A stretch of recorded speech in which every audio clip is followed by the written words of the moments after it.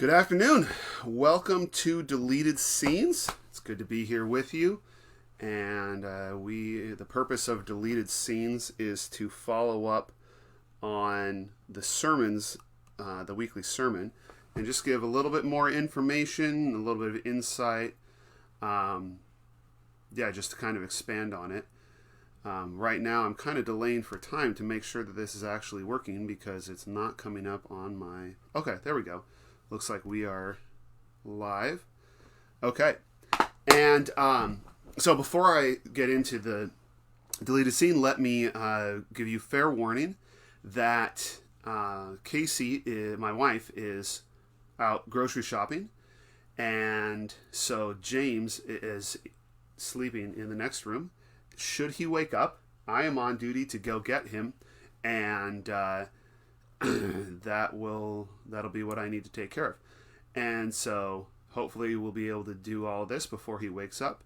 But if not, I'm just going to go be a dad, and I'll get back to you as I can. And you might even get to see James. So today, so for our deleted scenes, normally what we do is I talk about something that didn't make it into the sermon.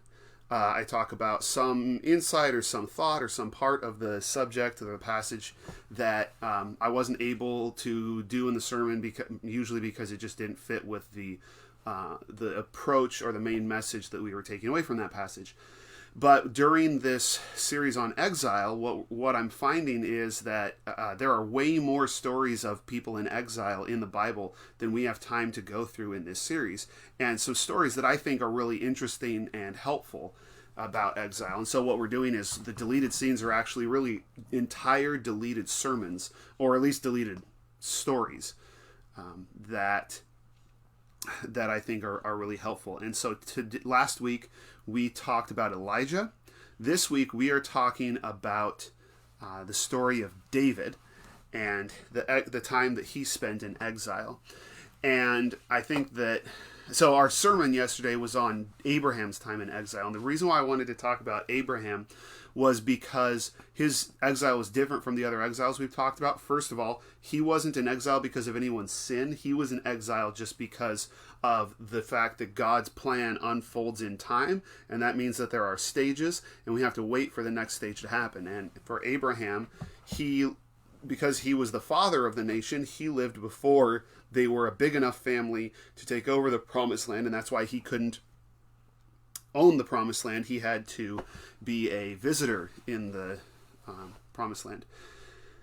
Today, then the other thing that is different about Abraham from what we've been talking about before is that Abraham didn't really have a mission in his exile. He wasn't sent out to evangelize to the Canaanites. He wasn't sent out to conquer the Canaanites. He didn't receive revelations that he wrote down in books or really anything like that. His job was basically to survive and to raise a kid and make sure the kid survives, which parents know sometimes that is enough of a job on its own. But that was really his thing. It was just to get through. And he still managed to struggle with that mission, like we all do. Today, we're going to talk about David's exile. And the reason we're going to talk about David's exile is because David has one of those things in common with Abraham, which is that he went through a period of exile where he didn't really have a mission per se. And I think that's a very familiar experience for us because we tend not to be given specific verbal instructions from God about what to do in a particular time in our lives. We tend to get our directions from the Bible, and that means that we don't have that specific moment, or we don't have that verbal instructions that so many people in the Bible had. So for us, being in exile usually means we usually have to do it without specific instructions. So how do you follow God when you're not sure where he's going? And what do you do when you're in exile and there doesn't seem to be anything to be done? And that's what what David's story is going to help us with. So I'm going to try something a little bit different this week, and I'm going to pull up just kind of a whiteboard, because what I want to do is I want to chart David's story here for you. I really wish I could physically write on a whiteboard, but I don't have something like that available. All right, so we're going to chart out the story of David. So this is all in 1 Samuel. In 1 Samuel chapter 15, we see that God rejects Saul. Saul is the king of Israel. He has been anointed and appointed by God. He is the rightful ruler, but he's kind of a jerk. And he's not great at obeying God, at following God. And so eventually God says, that's it. I'm done. I'm done with you. I'm going to bring in somebody new. Okay? So, in chapter 16, David is anointed as the next king. And I misspelled anointed. There we go. All right, so Samuel goes and he anoints David. Saul is God's prophet. He's the same one who anointed Saul in the first place. And so David gets anointed, and now God has chosen him to be the next king. So he knows he is God's choice to be the next king. Right? And so he knows he's supposed to be king. So then in 17, David saves Israel from Goliath. Then in 18, David becomes a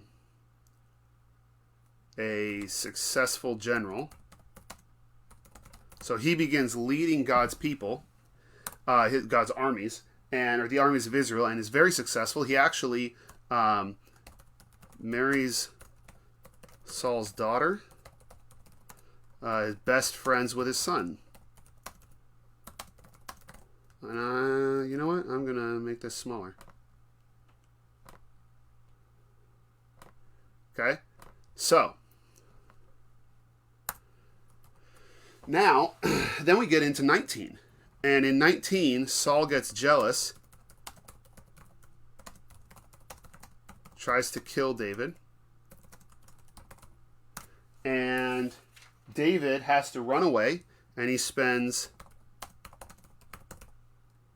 chapter 20 in exile. He spends chapter 21 in exile. He spends chapter 22 in exile. He spends chapter 23 in exile. And then we get to this interesting story and so he has to run. He has to run from Saul and hide in the hills, and he gathers this army around him, but he's on the run from Saul. Even though David is the anointed king, he's the anointed successor to the king, he is best friends with the son of the king, who would otherwise be the next king. And Jonathan, Saul's son, is fine with David being the next king. And then after all of this, so David is in exile because of someone else's sin in this case.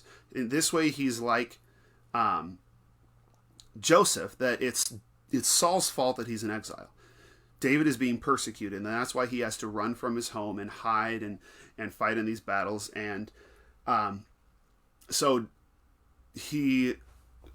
it's someone else's fault that he's in exile. But what we find is that God doesn't really have a mission for him. His mission is just to survive, because he's already been anointed. We know he's going to be the next king. He doesn't have to win the crown or anything like that. He just really has to survive. I mean, he gets a couple of what you might call side quests, where he goes to save this city and he goes to this place and save these people. He does those things, but there's no sense that God sent him into the wilderness because he wanted someone to be in the wilderness to save people. Like, that wasn't David's calling. David's calling was to be king, and now he's just kind of waiting. And So it's very much like Abraham in that way, that he doesn't have a mission per se. He isn't out there to defeat God's enemies. He isn't out there to evangelize. He isn't out there to receive a revelation. He's just out there to survive this persecution that he's experiencing. That's all. And he doesn't really have a mission. He doesn't really have a driving conviction. He's just trying to survive the persecution of Saul. And so in 1 Samuel 24, we have this story where Saul is chasing David, and at one point he stops and he goes into a cave to relieve himself, and David is hiding.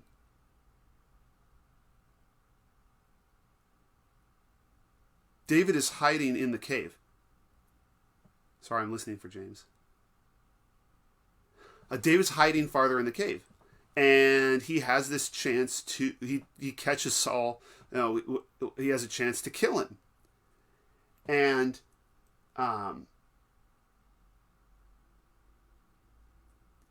David's men even say, "Look, how obvious is this? That God is giving you this chance. You're the next king. Here's your chance to kill Saul and get him back for everything that he's been doing to you." And take what God has rightfully promised you. You are entitled to the crown.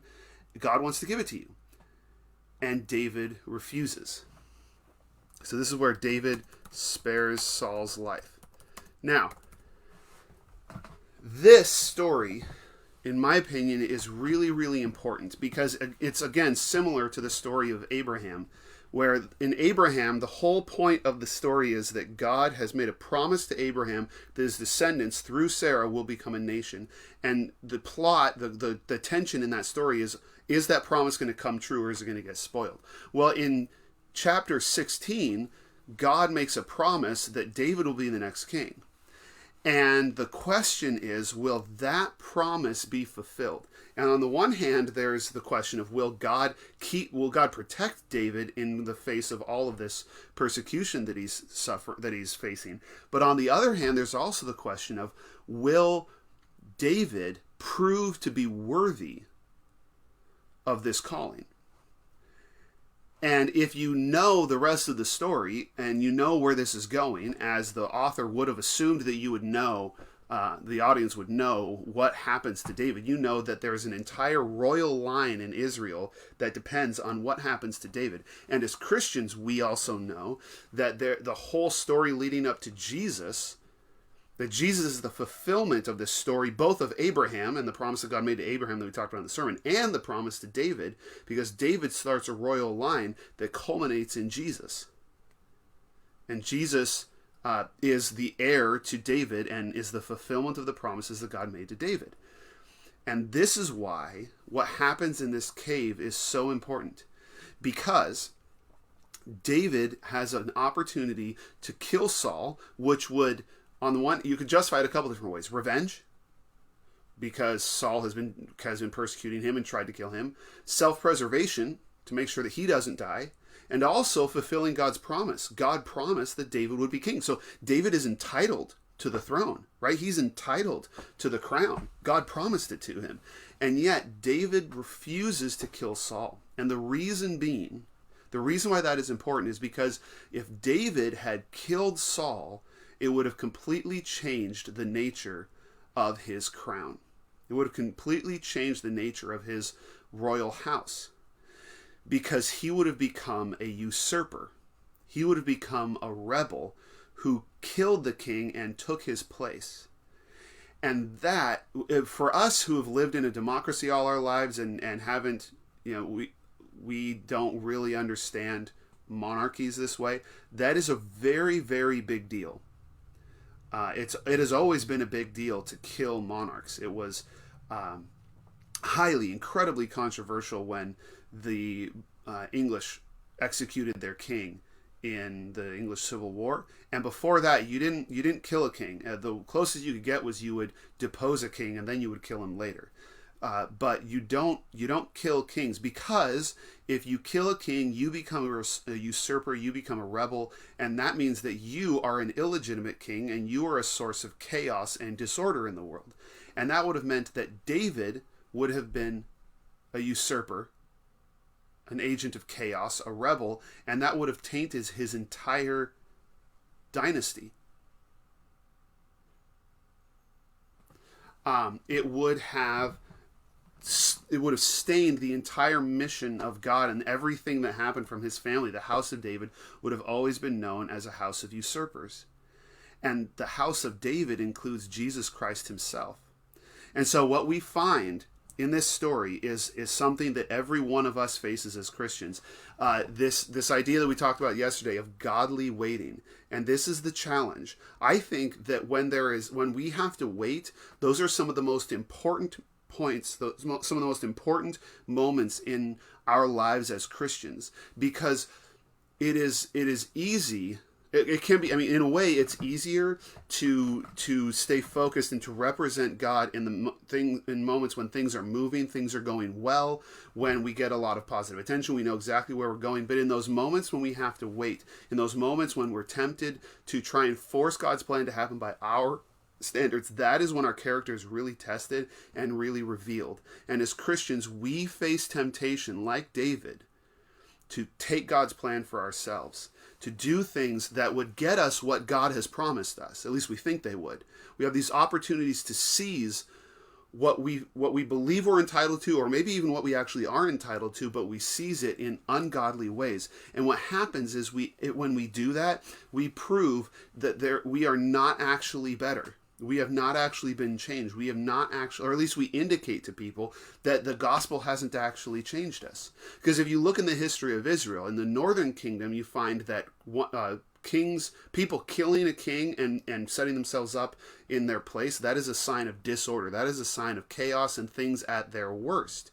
And if David had done the same thing, it would have forever branded his family and their dynasty as the same kinds of kings. And when we, as God's representatives, when we take God's plan for ourselves and we resort to ungodly means and we give in to temptation to do evil to accomplish good, then we do the same thing. We taint we tarnish our witness, and it makes it harder for people to see God through us. And so in times like these, I find it so very important that we as Christians stay focused on being godly. And so when we don't know what the mission is to be godly. The mission is to represent God to the people around us in the things we do and the things we choose not to do, because people are watching.